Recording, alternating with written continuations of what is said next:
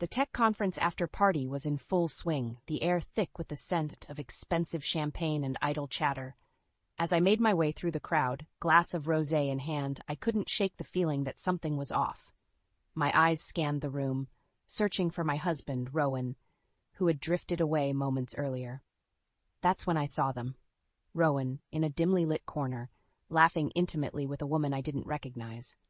My heart stopped, and a tightness gripped my chest. I knew Rowan, and this wasn't normal. Steeling myself, I drew closer, straining to hear their hushed conversation. June, I can't wait for us to start our new life together. That house we looked at is perfect. Just wait until Lila finds out. Rowan's words sent a shockwave through me. A new house? With this woman? My mind raced as I tried to make sense of what I was hearing. Don't worry, darling. Once the money from your little embezzlement scheme clears, we'll be set. Lila will be none the wiser, June purred, her hand trailing along Rowan's arm. Embezzlement? My head spun as the pieces fell into place. Rowan, my loving husband, the father of my children, had been betraying me all this time. Rage and betrayal surged through me, threatening to consume me. I cleared my throat, causing them to jump in surprise. Rowan, June, what a pleasant surprise. Rowan's face drained of color as he stumbled to find the right words. Lila, this isn't what it looks like. Isn't it? I fired back, my voice dripping with venom. Because it looks like you're planning to run off with this woman, using money you stole from my company. June's eyes narrowed, a sly smile playing on her lips. Oh, Rowan, you didn't tell your dear wife about our little arrangement? Rowan shot June a pleading look, but she seemed to relish in his discomfort. Lila, please, let me explain. Explain what, Rowan? I cut him off, my hands trembling with a mix of rage and heartbreak. How you've been betraying me, our family, and everything I've built. No, I don't want to hear it. I turned on my heel, determined to put as much distance between myself and this train wreck as possible. But Rowan's hand shot out, grasping my arm. Lila, wait. Please, let's talk about this. I can fix this, I promise. I yanked my arm free, glaring at him with a fury I hadn't known I possessed. Fix it? How, Rowan? By running off with your mistress and my money? I scoffed, the words burning my tongue. No, I'm done. We're done. I want a divorce. With that, I stormed away, leaving Rowan and June in my wake, their shocked expressions searing into my memory. As I made my way out of the conference center, my vision blurred with tears of betrayal and rage. How could he do this to me, to our family? The drive home was a blur of my mind racing with 1,000 questions and 1,000 more answers I didn't want to confront. By the time I pulled into the driveway, I had made up my mind. I was going to fight. I was going to take back everything Rowan had stolen from me, starting with my company and my life. The drive home from the tech conference felt like an eternity. My mind was a whirlwind of emotions. Anger, betrayal, a desperate need for answers. How could Rowan do this to me? To our family? The image of him with that woman, June, plotting to run off with my money, burned in my mind, searing into my very soul. As I pulled into the driveway, I sat in the car for a long moment, hands gripping the steering wheel until my knuckles turned white. I had to get a handle on this, to channel my fury into action. Lila Blackwood didn't back down, not from anyone, especially not her own husband. With a deep breath, I marched into the house, my footsteps echoing with determination. I found Rowan in the living room, pacing anxiously, his face a picture of guilt and panic. Lila, thank God you're back. We need to talk about what you heard. I held up a hand, cutting him off. Save it, Rowan. I don't want to hear your pathetic excuses. My voice was calm, but my eyes burned with barely contained rage. I want the truth. Everything. Rowan's shoulders slumped, and he sank into the couch, running a hand through his hair. It started a few months ago. I got in over my head with some gambling debts, and I needed money fast. So I started skimming from your company accounts. Just a little at first, but then it spiraled out of control. I clenched my fists, nails digging into my palms. And June, how does she fit into all this? June, she was someone I met at the casino. She saw an opportunity to get in on the money, and we started planning to run off together. I'm sorry, Lila. I never meant for any of this to happen. Sorry? I scoffed, the word dripping with contempt. You're sorry? Rowan, you've betrayed me, our family, and everything I've built. Do you have any idea what this could do to my company? Rowan's eyes widened in panic. Lila, please, you can't tell anyone. I'll pay it all back, I swear. Just give me some time. I shook my head, my resolve hardening. No, Rowan. You've had your chance and you blew it. I'm filing for divorce, and I'm going to make sure you pay for what you've done. Divorce? Lila, you can't be serious. Rowan surged to his feet, desperation etched in every line of his face. Think of the kids. Think of everything we've built together. I am thinking of the kids, Rowan, I replied, my voice cutting like ice. I'm thinking of the life you've stolen from them, the stability you've destroyed. And as for everything we've built, well, you've made it very clear that it means nothing to you. I turned to leave, pausing only to glare at him over my shoulder. This is your mess, Rowan. Clean it up, because if you don't, I will, and you won't like the consequences. With that, I strode out of the room, my mind already racing with 1,000 plans to untangle the web of deceit Rowan had woven. I would not go down without a fight. I would reclaim what was mine, no matter the cost. The moment I stepped into my office, a sense of purpose and determination washed over me. Rowan's betrayal had shattered my world, but I refused to let him win. This was my life, my company, and I would be damned if I let him destroy everything I'd built.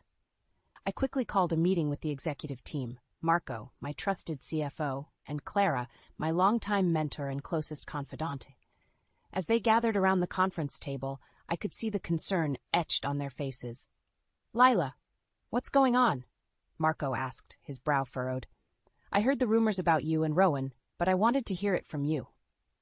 I took a deep breath, steeling myself for the difficult conversation ahead. Rowan has been embezzling money from the company. He's been using it to fund a gambling addiction and to set up a new life with his mistress. Clara's eyes widened in shock, while Marco's face darkened with fury. That bastard, he growled. How much has he taken? I'm not sure yet, I admitted, but I need you both to help me get to the bottom of this. I want a full forensic audit of the company financials, and I want it done yesterday. Consider it done, Marco said, already pulling out his phone to assemble the team. And that's not all. I turned to Clara, my gaze unwavering. I need your help navigating the legal minefield. I'm filing for divorce, and I want to make sure Rowan pays for what he's done. Clara reached across the table, giving my hand a reassuring squeeze. Of course, Lila. I'll put my best people on it. We'll make sure he doesn't get away with this. As the meeting adjourned, I felt a newfound sense of purpose. Rowan may have betrayed me, but I wasn't going down without a fight. I was going to take back control of my life, my company, and my future. Over the next few days, I worked tirelessly with Marco and his team, digging deeper into the company's finances. The numbers were staggering. Rowan had siphoned off millions, all while living a lavish lifestyle with his mistress. The rage I felt only fueled my determination. Concurrently, Clara's legal team sprung into action, freezing Rowan's assets and preparing for a messy divorce battle. They uncovered even more of Rowan's deceit, including debts he had racked up in my name. It was infuriating, but I was grateful to have such a capable team fighting in my corner. As the legal proceedings began, Rowan grew increasingly desperate, lashing out with threats and attempts at manipulation, but I refused to back down. I had spent years building my company, my reputation, and my life. I wasn't about to let Rowan destroy it all. You'll regret this, Lila, he snarled during one particularly heated exchange. I'll make sure you and the kids lose everything. I met his gaze, unflinching. I don't think so, Rowan. You're the one who's going to lose everything. Your money, your freedom, your family. This is my life, and I'm taking it back. With that, I turned and walked away, my steps filled with a newfound confidence. I had the support of my allies, the weight of the evidence on my side, and a burning desire for justice. Rowan may have thought he could outsmart me, but he was about to learn a hard lesson. You don't mess with Lila Blackwood. As the legal battle with Rowan raged on, I was grateful to have a strong support system in my corner. Marco, my loyal CFO and friend, had been instrumental in unraveling the financial web Rowan had woven. He worked tirelessly, poring over every transaction, every account, to piece together the full extent of the embezzlement. And then there was Clara, my trusted mentor and confidant. Her legal team was a force to be reckoned with, navigating the treacherous waters of the divorce proceedings with a skill that left Rowan's lawyers floundering. They uncovered even more of Rowan's deception, from hidden assets to fraudulent loans taken out in my name. "This is a mess, Lila," Clara said during one of our strategy sessions. "But we're going to make sure Rowan pays for what he's done. I promise you that." I nodded, feeling a surge of gratitude and determination. "I know, Clara. I couldn't do this without you and Marco. You two have been my rocks through all of this." Clara reached across the table, giving my hand a gentle squeeze. "That's what family is for. We're in this together, Lila. All the way." I smiled, feeling a weight lift from my shoulders. With Clara and Marco by my side, I knew I could face anything Rowan threw at me. But Rowan, it seemed, was not one to go down without a fight. As the proceedings dragged on, his desperation became more and more apparent. He resorted to threats, trying to intimidate me into backing down. "You think you can just take everything from me?" he snarled during one particularly heated exchange. "I won't let you, Lila. I'll make sure you and the kids suffer for this." I held my ground, refusing to be cowed by his empty threats. "The only one who's going to suffer is you, Rowan. You brought this on yourself. Now you're going to face the consequences." Rowan's face contorted with rage, and for a moment I saw a glimpse of the man I thought I knew, the man I had loved and trusted. But that man was long gone, replaced by a desperate, greedy individual who had betrayed everything we'd built together. As the legal proceedings continued, Rowan's behavior only grew more erratic. He lashed out at my allies, threatening Marco and even going so far as to confront Clara in her own office. "You're all a bunch of vultures, circling around to pick at the scraps of my life," he shouted, his face twisted with fury. "I won't let you take everything from me." Clara, ever the picture of composure, simply regarded him with a cool, steady gaze. "The only person taking anything from you, Rowan, is you. You've done this to yourself, and now you're going to pay the price." Rowan's shoulders slumped, the fight seeming to drain from him. But I knew better than to let my guard down. This was a man who had shown himself capable of the most despicable betrayals, and I couldn't afford to underestimate him. As I left Clara's office, I couldn't help but feel a sense of foreboding. Rowan was a wounded animal, and wounded animals were the most dangerous. I knew that the final showdown was still to come, and I had to be ready for anything. As the legal battle with Rowan dragged on, I knew I had to take matters into my own hands. The constant threats, the whispers of his crimes, and the strain it was putting on my company and my family, it was becoming too much to bear. That's when I decided to go on the offensive. With the help of my trusted friend and PR maven, Samantha, I crafted a carefully orchestrated plan to expose Rowan's misdeeds to the world. "It's time to shift the narrative, Lila," Samantha said, her eyes gleaming with determination. "Let's take control of the story before Rowan can spin it to his advantage." I nodded, my resolve hardening. "I'm ready. Whatever it takes to bring him down and protect my company and my family." Over the next few weeks, Samantha worked tirelessly, using her extensive network of media contacts to plant the seeds of Rowan's downfall. She fed juicy tidbits to the tech press, hinting at the scandal brewing behind the scenes, the embezzlement, the gambling, the Mistress. It didn't take long for the story to pick up steam. Soon, headlines were blaring, and the public was clamoring for more details. Rowan, who had once been a respected figure in the industry, found himself thrust into the spotlight for all the wrong reasons. When the sharks began to circle, Rowan grew increasingly desperate, lashing out at me and my allies, but we were ready for him. "You think this is going to save you, Lila?" He spat, his eyes wild with fury. "You've only made things worse. Now the whole world knows what a conniving bitch you are." I met his gaze, unflinching. "No, Rowan, the whole world knows what a despicable, greedy man you are, and they're going to watch as you pay for your sins." Rowan let out a humorless laugh. "You really think you can win this? You have no idea what I'm capable of." "Oh, but I do," I replied, my voice dripping with contempt, "and that's why I'm going to make sure you never hurt me or my family ever again." With that, I turned and walked away, leaving Rowan seething in his own impotent rage. I knew that the worst was yet to come, but I was prepared. I had the support of my allies, the weight of the evidence on my side, and a burning desire for justice.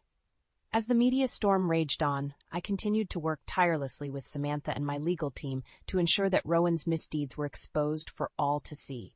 We leveraged every connection, every resource at our disposal, until the truth became impossible to ignore.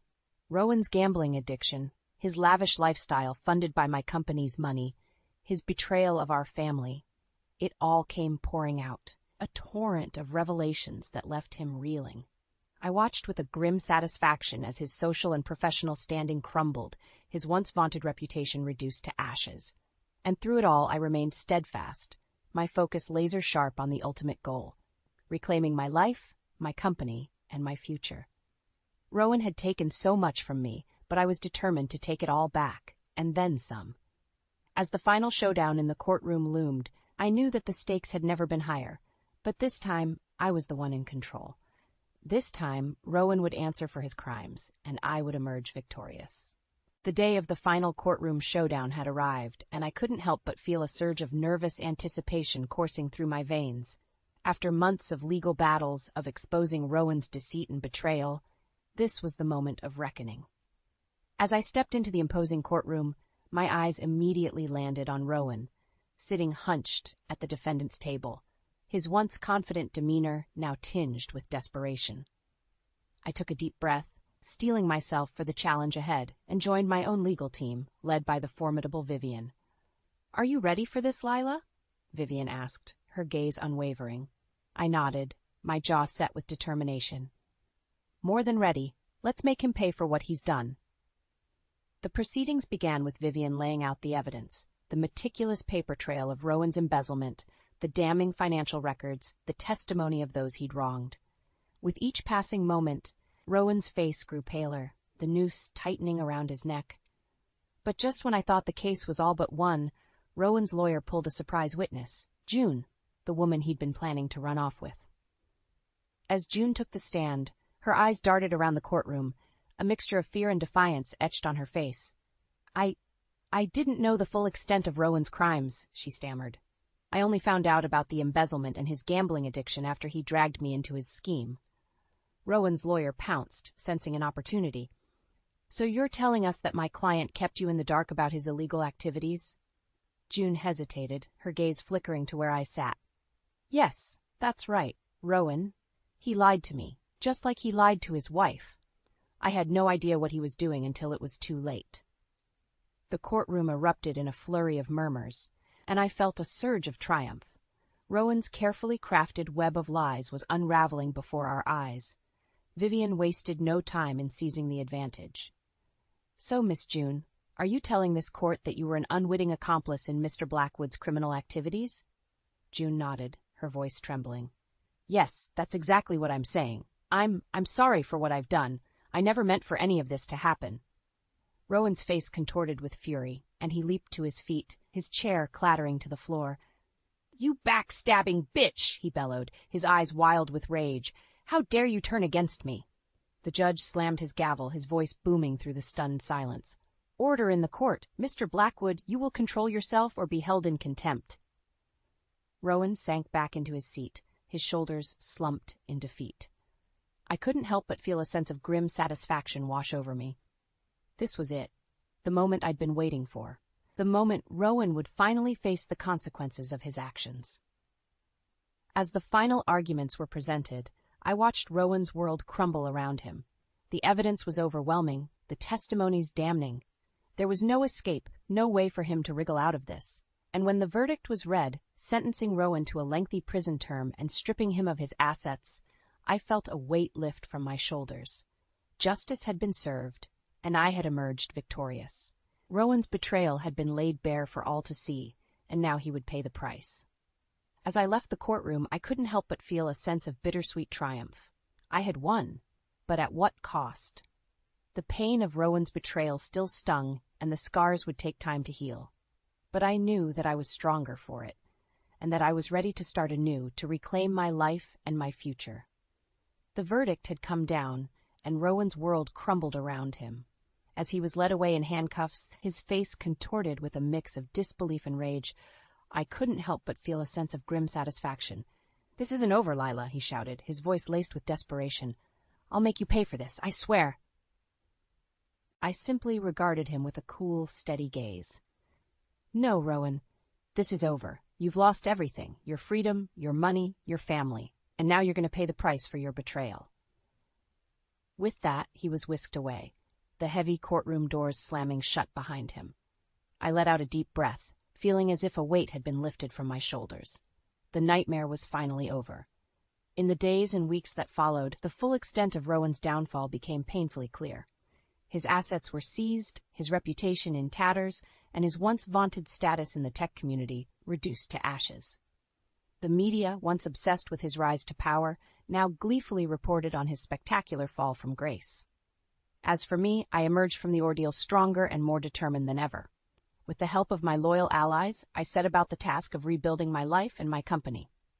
Marco, my trusted CFO, worked tirelessly to restore the financial stability that Rowan had threatened to destroy, while Clara's legal team ensured that I retained full custody of our children and a significant portion of our joint assets. "You've come out of this a warrior, Lila," Clara said, a proud smile tugging at the corners of her mouth. "Rowan thought he could break you, but you've proven him wrong. Now it's time to reclaim your life." I nodded, feeling a surge of determination. That's exactly what I intend to do. I won't let Rowan's betrayal define me. This is my chance to start fresh, to build something even better. And that's exactly what I did. With a renewed sense of purpose, I poured my energy into my company, steering it to new heights of success. I used my experiences to create a foundation dedicated to supporting and empowering other women entrepreneurs, ensuring that they never had to face the kind of betrayal and adversity that I had endured. As for Rowan, his downfall was swift and unforgiving. Stripped of his wealth and social standing, he found himself adrift, a pariah in the very community he had once dominated. Attempts to rebuild his life were met with scorn and rejection, a constant reminder of the consequences of his actions. I couldn't help but feel a twinge of pity for him, but it was quickly overshadowed by the anger and resentment that still simmered within me. Rowan had taken so much from me, and even now, as he languished in the ruins of his once gilded life, I couldn't find it in myself to forgive him. "You brought this on yourself, Rowan," I said, when he reached out to me one final time, his voice laced with desperation. "And now you have to live with the consequences." With that, I severed all ties, determined to move forward and never look back. Rowan's betrayal had changed me, but it hadn't broken me. If anything, it had forged me into a stronger, more resilient woman, one who was ready to take on the world and win. As the dust settled on the tumultuous events that had upended my life, I found myself standing at the precipice of a new chapter. Rowan's betrayal had shaken me to my core, but it had also forged me into a stronger, more resilient woman. I was determined to take back control of my life and my future, and that's exactly what I set out to do. With Rowan's assets and embezzled funds returned to me, I was able to not only stabilize my company but propel it to new heights of success. The public's sympathy was firmly on my side, and I leveraged that goodwill to secure lucrative contracts and investments. My team, led by the ever-reliable Marco, worked tirelessly to streamline operations and capitalize on the newfound momentum. "It's like a weight has been lifted off our shoulders, Lila," Marco said during one of our strategy meetings. "Now that Rowan's mess is behind us, we can focus on taking this company to the next level." I nodded, a small smile tugging at the corners of my lips. "That's exactly what I intend to do, Marco. This is our chance to build something truly remarkable." And that's exactly what we did. Over the following months, I poured my energy into not only rebuilding my company, but also creating a foundation to support other women entrepreneurs. The Lila Blackwood Foundation, as it came to be known, was a passion project that allowed me to channel my experiences into empowering others who faced similar challenges. "You're an inspiration, Lila," Clara, my trusted mentor, told me during the foundation's launch event. "The way you've risen from the ashes of Rowan's betrayal is a testament to your strength and resilience." I felt a swell of pride, but also a twinge of bittersweet emotion. "It wasn't easy, Clara. Rowan's actions nearly destroyed me, but I refused to let him win. This foundation is my way of ensuring that no other woman has to go through what I did." Clara squeezed my hand, her eyes shining with pride. "And that's exactly why it's going to be a success. You've turned your pain into purpose, Lila. That's the mark of a true leader." As the foundation gained momentum, I found myself drawing strength from the women whose lives I was able to touch. their stories of triumph over adversity, their determination to forge their own paths.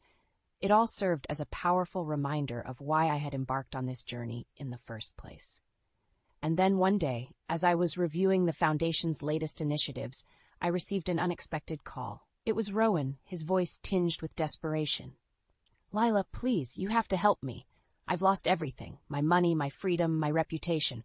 I'm a pariah, and I have nothing left." I paused, my finger hovering over the end call button. A part of me wanted to simply hang up, to let Rowan wallow in the consequences of his own actions.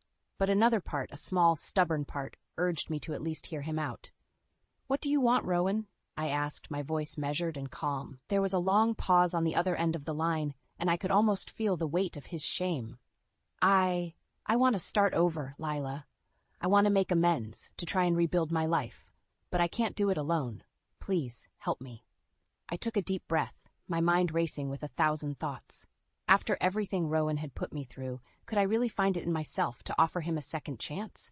Could I, the woman he had betrayed so deeply, be the one to extend a lifeline? In the end, the decision wasn't as difficult as I had anticipated. "Rowan, I can't forgive you for what you've done. The damage you've caused is too great, and the trust you've broken can't be mended." I paused, steeling myself for what I was about to say next. "But if you're truly serious about starting over, about making amends, then I'll help you. On one condition. You have to be willing to work for it. Nothing will be handed to you this time."